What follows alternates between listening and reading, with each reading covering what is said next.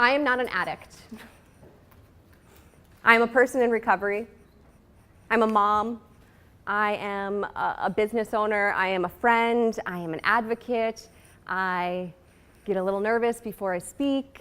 I like to go for a run. Like, I'm a human being. Our kids are human beings. They're people first. So when you move forward today and you become even more impassioned about helping combat addiction, look at those individuals who are struggling and identify them as people struggling with a substance use disorder, people struggling with addiction, people in recovery, and please just get rid of the terminology addict. And those of us who are in recovery ourselves, there are rooms where it is perfectly acceptable to identify and label ourselves as an addict, and even necessary. But outside of those rooms, society does not understand that term in the way that we do. So please be mindful that you are a person.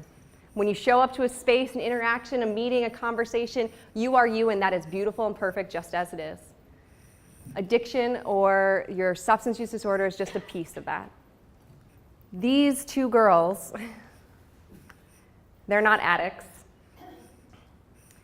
They are two high school girls who wanted to fit in, who were just having fun, who were doing what everyone else around them was doing. This is Lindy and me. I think I'm about 16 in this picture, and I am very high.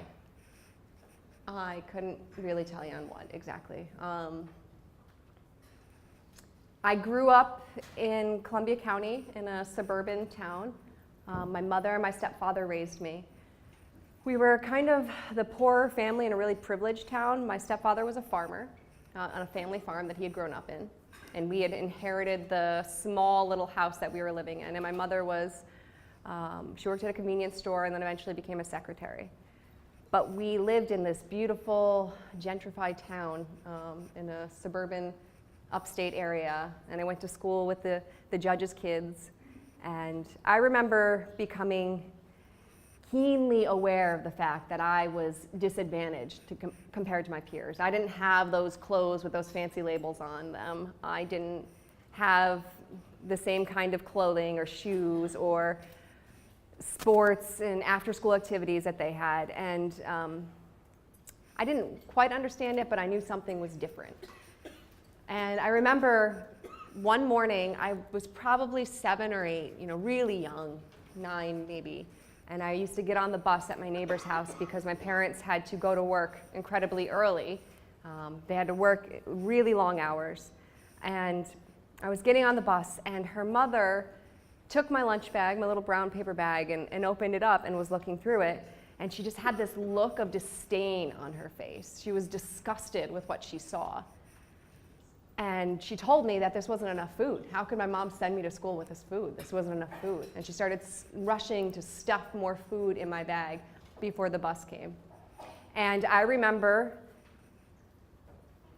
knowing that that was a really kind thing that she was trying to do, but it shattered me.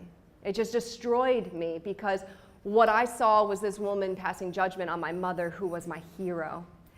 She did everything she could to make our life work with little means and a lot of insanity in our household, but she tried, and she tried really hard, and I thought it was enough. I didn't need the fancy Capri Sun pouches or Pringles or whatever else she was putting in there, and it wasn't enough.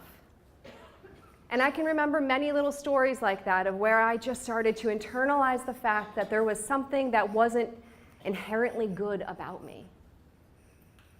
And that continued to grow and progress throughout my life. And without having any kind of serious interventions at school or at home, or the words given to me to identify the depression that was growing, or the insecurities, or the social anxiety, all I knew was that I didn't feel really good. So I started to work really hard on this facade, creating this image that if I could be this perfect girl, if I could be the cool, funny kid with the clothes that everyone had to wear, then maybe I would really be like them. Maybe I would be one of them. I would be normal. So I spent a great deal of time and energy just trying to fix this facade that made me feel worthy of being part of life. And I excelled in school, and I was a varsity athlete at a young age, and I got along with everyone, and life was great, except for the feeling that I could not make go away inside of me. I couldn't make it go away. And when I was 15, I went over to a girl's house, and we were having a sleepover, and we decided to rummage through her parents' liquor cabinet. And I tried alcohol in their basement for the first time, and I drank until I blacked out. And I don't remember much of that experience, but what I do remember is that I felt comfortable. I felt dissociated enough with the stress and the anxiety that I felt being me to just be and have fun. And I started to do a whole lot of that, going to parties, hanging out with the older kids, and just getting outside of myself, because then I didn't have to face the reality that I wasn't okay anymore. And it's what everyone else was doing, and I could really fit in that way, so I did it. And I started drinking, and eventually drinking, in not a very long period of time, drinking became smoking, and I was smoking every day. And by 16, somebody offered me this little pill. She offered me this little pill, and she told me that it was harmless, and it was safe, that the doctors prescribe it, and that I should just try it. So I did. And when I took that pill, it flipped a switch in me that I would have a terrible time trying to figure out how to turn back off. I didn't know that I was genetically predisposed to addiction because I had a family history of it. I didn't know that that hurt I felt inside was depression, and I had lower levels of oxytocin and serotonin and dopamine in my brain, so when I put that substance in my body, it did something for me. It made me feel good.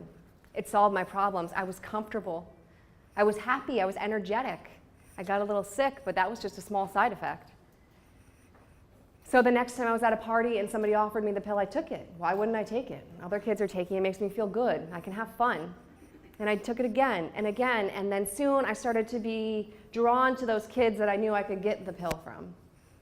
And I was taking it more often. And I was smoking, and I was drinking, and then suddenly school and the varsity sports and the other peer group just weren't as enticing to me anymore. If I could hang out with these kids and take those pills, I would feel really good, and that's all I wanted, was just to feel good, so I did it. And later on that school year, my sophomore year, I dropped out of school because skipping school and getting high and numbing out the pain that I didn't know what to do with was a better option for me. You know, my parents tried to intervene, they tried to talk me out of it, but I had justifications and excuses, and I minimized the use, and they didn't really know what was going on. And I tried to go to college, and I kept dropping out because I couldn't maintain it. I couldn't keep it up. I tried to get a job, and I couldn't hold a job.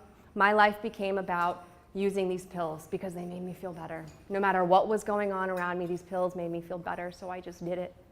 And I did it. And by 17, I couldn't get the pills. I couldn't get the pills anymore, so somebody offered me this little bag. And this little bag was cheaper than the pills, and it was stronger than the pills, and it would make me feel a lot better for a lot longer than the pills, so I took it. I knew it was heroin, and I knew heroin was this taboo thing, but I was desperate, so I tried it. And once I crossed that taboo, I went over that threshold, there was really no coming back from that. Because the next time it was around, I'd already done it once and I survived. And it worked, so I'm gonna do it again, and again, and again. And by 17, I became an intravenous heroin user. I couldn't hold a job, I couldn't go to school. My family started to kind of catch on that something was incredibly wrong with me, but I just distanced myself from them further. And at that same time, my mother was diagnosed with cancer. And that really just plummeted me into a really downward spiral. My hero, the one person who I knew loved me no matter what, was sick, and my family was rallying around her as much as they could to try to help her get well, and I was able to slip further into the abyss that I was falling into, and I took full advantage of it.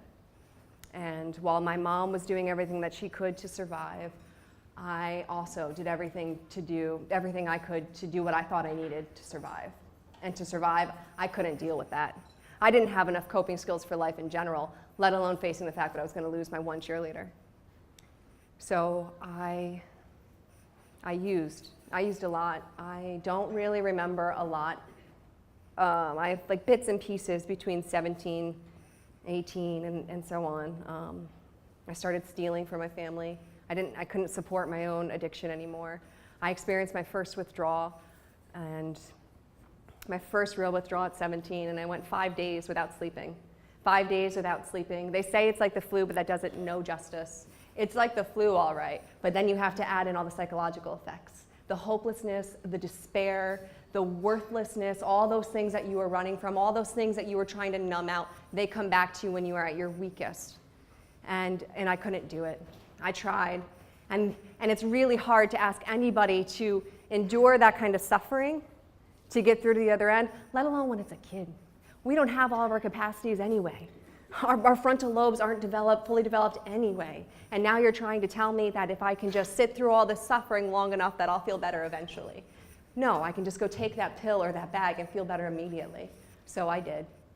And I said I would never go through that withdrawal again. I decided at just 17 that I was going to live and die the rest of my life an addict. Because that's all it was. I was just that label. I was just that junkie.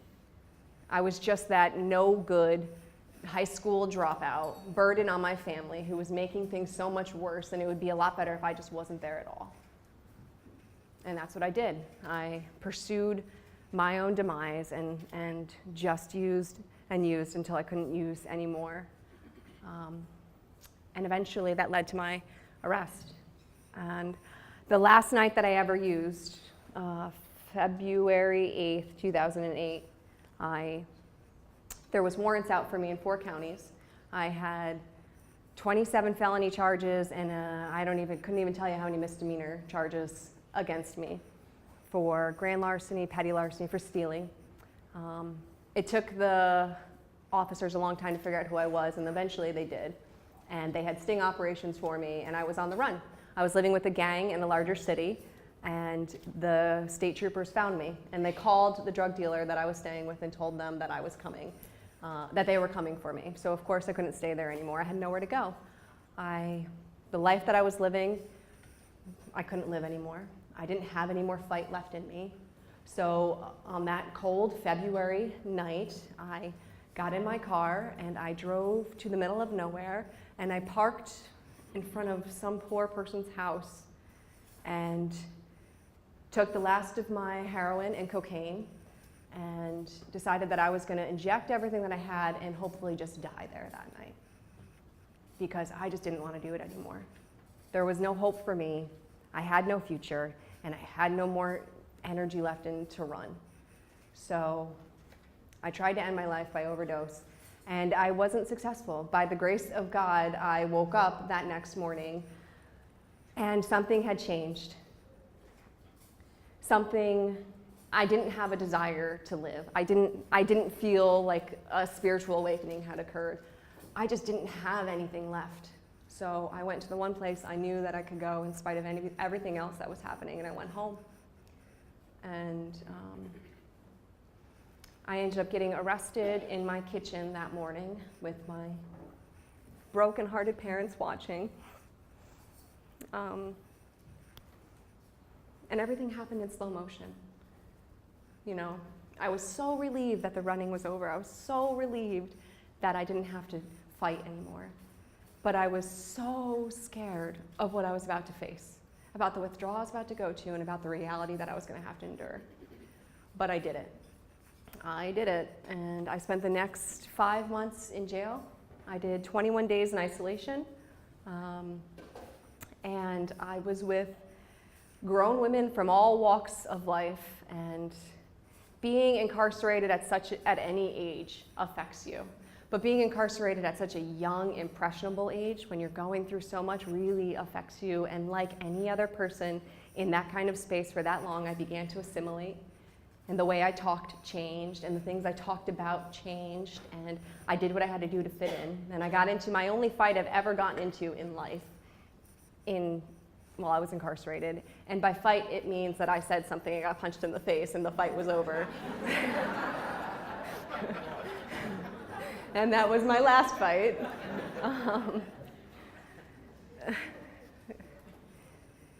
But I had something that a lot of the other people, a lot of those other women in there didn't have. I had a supportive family. My stepfather came to visit me. My stepfather came to visit me twice a week, as often as he could. My mother saw me a couple times before she just became too sick to come anymore. And I was granted treatment court and probation and restitution for crimes that if I was any other shade or came from any other town, that I would have spent years in prison for. The DA originally tried to deny my youthful offender status, but my attorney was able to talk the judge into giving me youthful offender status after I completed my treatment court and probation and restitution. So all those charges ended up eventually, years later, getting sealed under my youthful offender. But that wouldn't have happened. That wouldn't have happened if I was in any other city, if I was in any other court, if I was anything other than a young, attractive white girl from the suburbs. But I got that opportunity. And as a direct result of that opportunity, I have had many incredible opportunities in my recovery because I don't have that felony charge following me around. That started my journey to recovery. And I can't say that getting arrested is what got me into recovery. I can't say that because what that did was get the drugs out of my system. And for the first 3 months that I was in there, all I did was think about the next time I was going to get high. Even when I finally got out of jail, my behaviors were still the same. A lot of my mentality was still the same. I was just doing what I had to do to not go back there. It wasn't until 9 months later, I was 9 months into my process of recovery, when my mother passed away from her cancer. And I was able to be there by her side and hold her hand as she passed away in our living room. And in those moments, I had a decision to either use this as an excuse to go out and really numb myself the way that I knew would work, or I could use it as my motivation to live the life that she wasn't able to live anymore. And for the past 9 years, that's exactly what I've gotten to do.